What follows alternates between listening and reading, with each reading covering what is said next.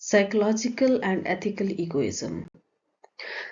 Introduction to egoism. Egoism posits that self-interest is the root of moral behavior. It suggests that ethical actions are derived from and ought to serve one's own interest. Egoism at its core posits that individual self-interest is not only the primary motivator of human actions but also the foundation of morality. According to this view, all actions, even those that appear altruistic, are ultimately done in pursuit of one's own benefit. This perspective challenges traditional moral frameworks that often prioritize selflessness and altruism. Examples: charitable giving. Consider an individual who donates a significant sum to a charity. While this act appears altruistic, egoism would interpret it as motivated by self-interest. The donor might derive personal satisfaction from the act of giving, enjoy the social recognition that comes with philanthropy, or anticipate indirect benefits such as tax deductions or enhanced personal or professional networks. Career choices. When a person chooses a career path that aligns with their passion and skills, it's seen as a pursuit of personal fulfillment and happiness. Egoism suggests that this alignment with one's interest is not only natural but morally appropriate, as it leads to greater productivity and satisfaction, which can indirectly benefit society. Helping a friend. Assisting a friend in need might seem altruistic, but from an egoistic perspective, this action could be motivated by the expectation of future reciprocity, the enhancement of one's social standing, or the internal pleasure derived from being helpful. Arguments, psychological argument. Egoism contends that all human actions are driven by self-interest, even in cases where such motivations are not immediately apparent. This view is supported by psychological observations that suggest individuals are more likely to engage in behaviors that they perceive to be in their own best interest. Evolutionary argument. From an evolutionary standpoint, behaviors that enhance an individual's survival and reproductive success are favored. Egoism aligns with this principle by suggesting that acting in one's own interest is not only natural but also beneficial from an evolutionary perspective. Rational argument.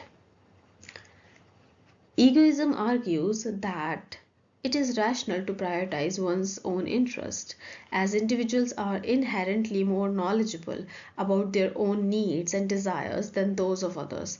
Therefore, moral actions are those that best fulfill these personal interests. Ethical argument. Some proponents of ethical egoism argue that if everyone acted in their own rational self-interest, overall societal well-being would increase. This is because individuals, in pursuing their own interest, would engage in mutually beneficial exchanges and avoid actions that harm others, as such actions would ultimately be against their own interest. Psychological egoism. Psychological egoism involves a deeper exploration of the theory's assertion that all human actions are inherently motivated by self-interest, even in cases that superficially seem altruistic. This perspective suggests that every action, regardless of its outward appearance, is ultimately aimed at achieving some form of personal gain or satisfaction for the individual. Now, the examples. First, emergency rescue. Consider a scenario where an individual risks their life to save a stranger from a dangerous situation. While this act appears purely altruistic, psychological egoism would argue that the rescuer is motivated by internal factors such as the anticipation of personal satisfaction from saving a life, the desire to avoid the guilt of inaction, or the expectation of social acclaim and self-esteem boost. Second, volunteering. Many people volunteer their time and resources for causes they care about. Psychological egoism suggests that these volunteers are seeking personal rewards, such as a sense of purpose, community belonging, or the emotional uplift from helping others, rather than acting out of pure concern for the welfare of those they help. Third, parental sacrifice. Parents often make significant sacrifices for their children's well being. Psychological egoism posits that these sacrifices are driven by the parents' deep seated emotional needs and desires, such as the fulfillment derived from seeing their children thrive or the natural inclination to ensure the continuation of their genes. Now, the arguments. First is inescapable self interest. Psychological egoism argues that it is impossible for humans to act in any way that does not ultimately serve their own interest. Even in actions that seem selfless, the individual is motivated by some form of personal benefit, whether it's emotional satisfaction, the avoidance of discomfort, or the fulfillment of personal values. Second, empirical observations. Proponents of psychological egoism often point to empirical evidence from psychology and behavioral studies that suggest humans are more likely to engage in behaviors that they perceive to be rewarding in some way. This includes the phenomenon of helper's high, where individuals experience a boost in mood and well being from acts of generosity. Next is evolutionary basis. The theory is also supported by evolutionary psychology, which suggests that behaviors promoting the individual's survival and reproductive success are naturally selected. From this perspective, altruistic behaviors can be seen as strategies for enhancing one's own genetic legacy, either directly through skin selection or indirectly through reciprocal altruism, where acts of generosity build social bonds and reputations that may lead to future personal benefits. Next is critique of pure altruism. Psychological egoism challenges the concept of pure altruism, arguing that even the most selfless acts contain an element of self interest. This perspective questions whether it is ever possible to act solely for the sake of others without any consideration, conscious or unconscious, of personal gain. Ethical egoism. It is a normative ethical theory that prescribes that individuals ought to act in their own self interest. It differs from psychological egoism, which is a descriptive claim about human nature, in that ethical egoism does not merely observe that people act in their self interest, but argues that they should do so for moral reasons. According to ethical egoism, the right course of action is the one that maximizes one's own good. Now, the examples. The first example is career advancement. An individual might choose a career path that promises personal growth, satisfaction, and financial stability over a less rewarding job that might offer greater benefits to others. Ethical egoism would support this choice, arguing that prioritizing one's own long term career goals is morally correct because it maximizes personal well being. Second is resource allocation. Consider a scenario where a person must decide between donating a sum of money to charity or investing it in their own education or business. Ethical egoism would advocate for the latter, suggesting that investing in oneself is morally preferable because it enhances one's ability to achieve and maintain well being.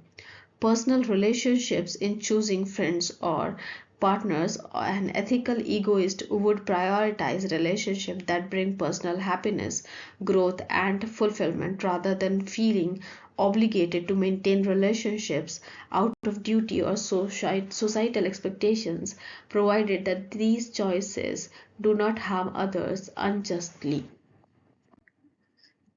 Now, the examples. Rational self interest. Ethical egoism posits that it is rational for individuals to pursue their own interest as they are best positioned to know and fulfill their own needs and desires. Acting in one's own self interest is seen as a practical and efficient way to achieve a fulfilling life.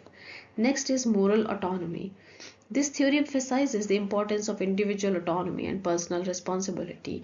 It argues that moral agents should make choices based on their own values and interests rather than being compelled by external moral duties to others. This autonomy respects the individual's capacity to direct their own life. Next is conflict resolution. Ethical egoism suggests that if everyone were to pursue their own interest rationally, conflicts would be minimized because individuals would engage in transactions that are mutually beneficial.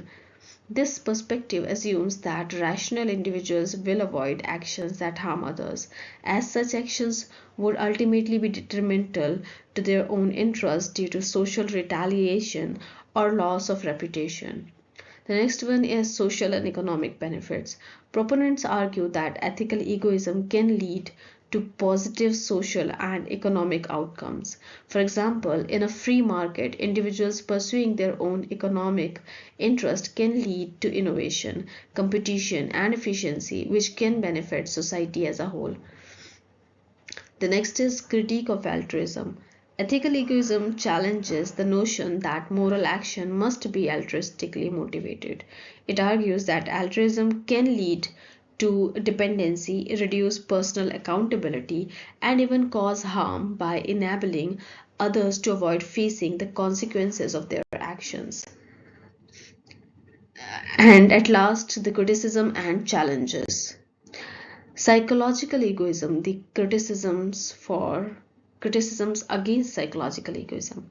The first is unfalsifiable. Critics argue that psychological egoism is not a testable hypothesis because it can rationalize all human behavior as self-interested. For example, if someone donates to charity, the psychological egoist can always claim the donor did so for personal satisfaction, making the theory immune to counterexamples. Next is overly simplistic. This criticism points out that psychological egoism reduces all human motivations to self-interest, ignoring the nuanced and multifaceted nature of human desires and motivations. For instance, acts of sacrifice in extreme situations, like a soldier jumping on a grenade to save comrades, challenge the idea that all actions are motivated by self-interest. The next one is complexity of human motivations. Psychological egoism overlooks the complexity and diversity of human motivations, including empathy, moral principles, and the capacity for genuine concern for others. It fails to account for psychological evidence showing that people can be motivated by factors beyond personal gain. Now, the criticism against ethical egoism. First is justifying harmful actions. Ethical egoism is criticized for potentially justifying actions that are harmful or exploitative if they benefit the individual. For example, if lying or cheating advances one's career, ethical egoism might deem these actions acceptable, raising ethical concerns about integrity and honesty. Next is societal cohesion. Critics argue that if everyone acted purely out of self-interest, it could undermine the social fabric and lead to a breakdown in trust and cooperation. Societies rely on a degree of altruism and concern for the common good to function effectively. The next one is moral obligations to others. Ethical egoism challenges the notion of inherent moral duties to others, such as helping those in need or acting justly. This raises questions about the basis of moral obligations and the role of empathy and compassion in ethics. For instance, ignoring the plight of those suffering from poverty or injustice because it does not directly benefit oneself contradicts many ethical and moral systems. Inequality and fairness. By prioritizing self-interest, ethical egoism may exacerbate social and economic inequalities as it does not inherently value fairness or the distribution of resources. This can lead to a society where the strong exploit the weak, which many would argue is morally unacceptable. Now, the questions that can be asked on these basis of this presentations are the following. Thank you.